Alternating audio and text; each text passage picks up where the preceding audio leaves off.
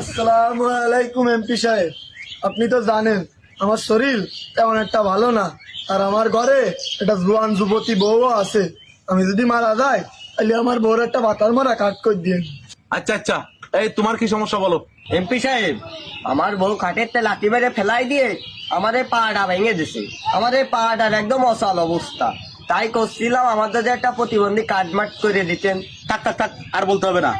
এই ছেলে, নির্বাচনের সময় তুমি কি আমার বদনামার্কায় ভোট দিছিলে? কি কোন এমপি সাহেব, সকালবেলা সবার আগে যাই বদনার মাঝখানে সিল মেরে বদনার পুরোটা বন্ধ করতে হইলাম। থাক থাক, বুঝেছি। এই, তুমি কি আমার বদনামার্কায় ভোট দিলে? এমপি সাহেব, আপনার মার্কা তো বদনা ছিল না, আপনার মার্কা তো ছিল মোর। আরে আসো আসো, তুমি তো আমার সই।